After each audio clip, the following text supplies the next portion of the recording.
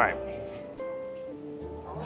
What's up YouTube? Today I'm back with another video, and today I have two cameras here in front of me, and I'm also at Disneyland, if you guys can tell. So right here we have the new Fujifilm, the X-E, you guys can see it, the X-E5 with the 23mm 2.8, and I'm going to be doing a hands-on review as well as a comparison video today, and I'm comparing it to my A7CR with the 35mm 2.8. And for those of you who don't know, this Fujifilm camera is a APS-C sensor, which means it's a cropped sensor of this camera here. Not the same sensor, but the sensor size. This is a full frame camera.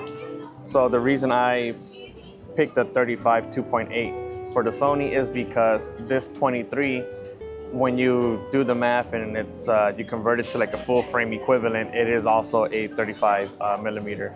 What really changes between the two is the f-stop. Even though this is a 2.8, in full frame terms, it's about a 3.2 or something like that. It's not too big of a deal. So just looking at it visually, if you guys can see, they look great. Both of them look great. Obviously the Fujifilm is a lot smaller, thinner, and lighter. And then it has the pancake lens, so that makes it very light too. It's not really a fair comparison since this is a full frame camera, but with all the hype given around Fujifilm right now and a EDC, an everyday carry camera, I thought it was a good idea to buy this a couple years ago, or about a year ago. I thought it was a good idea to buy this and then kind of turn it into a Fujifilm. So you can see I have a thumb grip on here. I have a extended grip just for me.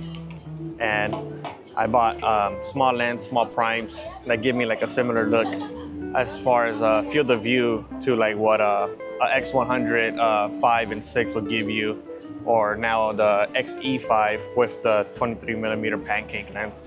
So I'm actually gonna have Bella, because she's the one who bought this camera, so this is her camera. I'm just using it right now for the video.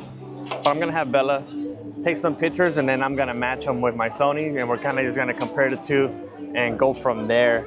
So I hope you guys stick around and watch the video. I'm gonna be talking more about the different things in the camera, that makes this different to like a Sony, and who I think this camera might be for. All right.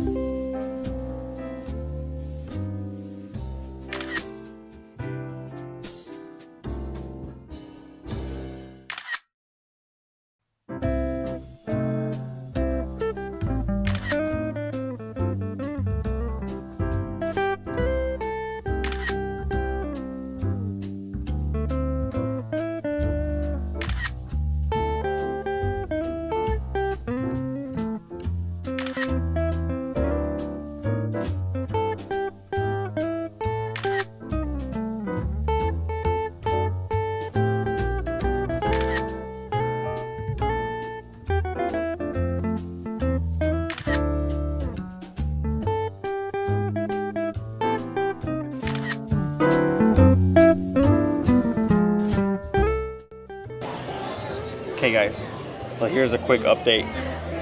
We were using and taking some pictures with this camera, and I was doing like a side-by-side with the Sony here. So we got some good stuff, good comparison that I'm sure you guys have already seen. I posted them up. It's nighttime here at Disneyland. We're gonna get ready to leave, but just wanted to close out this video and talk about some of the stuff about these two cameras. So the X-E5 came out this year, I think in August of this year, 2025.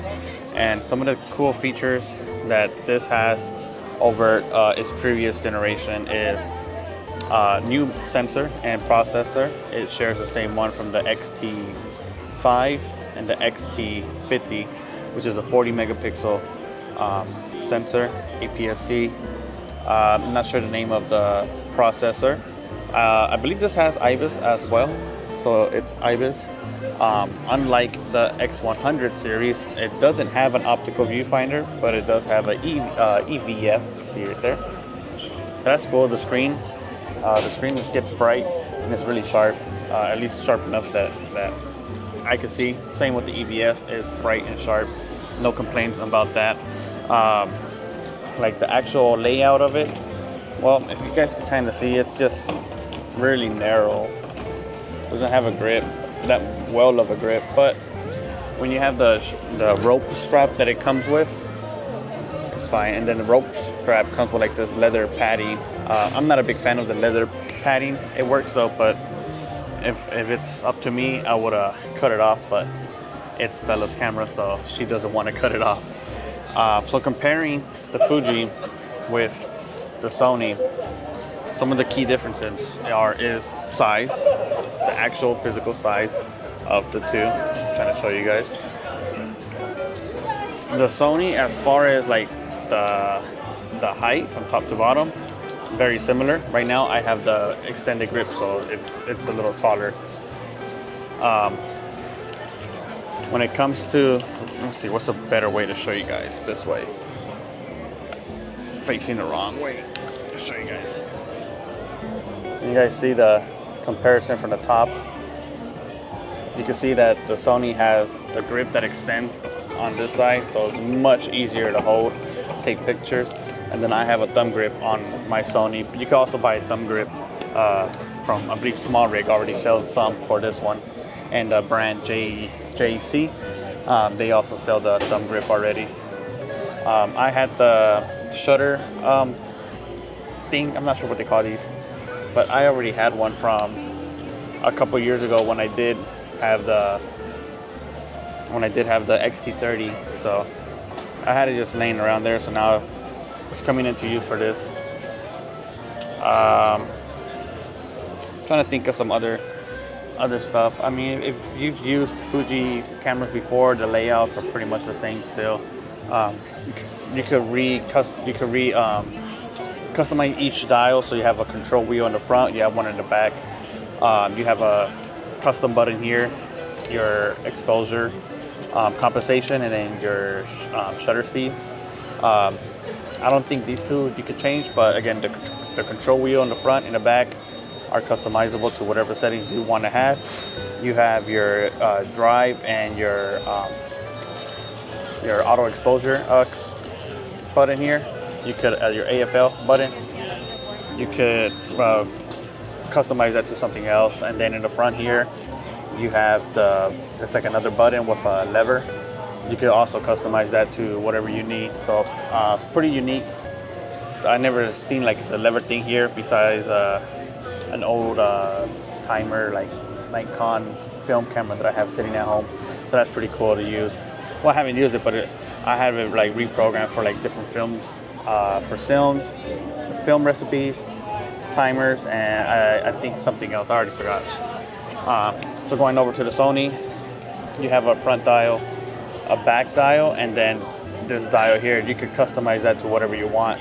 So this one on the Sony is blank, but that's normally set up for your exposure composition, and that's what I have it still at. And then you have your custom function 1, 2, that you could reprogram to whatever you want in the back. So that's pretty. So these cameras are pretty customizable. Just like I was mentioning earlier, you know, so who are these cameras for? Is what I mentioned earlier. Who are these cameras for? Well, they're for the same class of people, but also for different types of people. So at the same time that they are street photography, like style range finder style cameras, they are targeted to different markets. And I say that because this is a $2,000 camera here. It's about $18.99 or $18.99 before tax here in California. And this here body only was $299. So that's why I say it's like for the same class of people, street photographers, but at the same time for different types of street photographers. Some who probably don't need the full frame sensor, who don't need 60 megapixel, who are okay with 40 megapixels and a APS-C camera instead. This is a great option. And then you have a very small compact pancake lens in the 23 millimeter here versus the Sony version. This is a Zeiss lens, the 2.8. It's not, the 35 2.8 is not really a pancake. That's why I think this camera kind of aligns a little bit more with like the Leica comparison versus the Fujifilm, especially since the Leica has a full frame sensor as well. And the Q3 also shares, I believe, the same 60 megapixel sensor that Sony does. But this camera, it's fun. I've been liking it. This is day one with it. We just got this last night. So this is day one. We got some good pictures. I've kind of had created my own film recipe. So that's what you're gonna be guys. That's what you guys been seeing and will see on here. But yeah, I think it all depends on what exactly if you're looking for. If you need a B camera but want a street photographer's compact camera as well. Not this one in particular, the A7CR, but you could look into the A7C Mark II, which is a 33 megapixel full frame camera, also range style, right? Same thing as that. If you need a B camera and you're already in the Sony ecosystem and you need a B camera, I think that'll probably be the best way to go and just play around with the creative looks, and you can kind of get different customization looks on it. Or if you just want a second camera that's not necessarily a B camera, but more of a EDC, everyday carry, just casual shooting, traveling, this is a pretty good choice. Interchangeable, unlike the X100. So you can put whatever lens here you have. I actually have a Viltrox 56 1.7 that I was supposed to test out today with this camera, but I didn't. But I got a lot of good pictures with the 23 either way. So that's pretty much just like a quick rundown of the X-E5 from Fujifilm. I give this, if I was to give this a rating, I will give it like about an 8 out of 10. I think it hits a lot of niches that people are like looking for in the market. And the only reason I say an 8 out of 10 is because the price, I think it's a little bit too expensive for what this camera is. At the same time, you have cameras like the X-T50 that I think it's retailing for like $12.99 or $13.99. I think that's where this camera should have been a little bit more priced around that, for $13.99, $14.99, maybe even $15.99 with the kit lens here that they're selling it. But overall, I enjoy it. I like it, and we're gonna have fun with this. This is Bella camera, and I'm gonna be comparing it to my Sony still, and just kind of get a feel for it. But yeah, hope you guys enjoyed the video. Like and subscribe. Add some descriptions in the bottom about the camera, the specs. Put some specs about the Sony A7CR for those of you interested in the Sony. And make sure you guys follow my Instagram. I post up just about all of my, I post up everything that I do up there on Instagram. So I hope to catch you guys on the next video. And don't forget to like and subscribe. Deuces.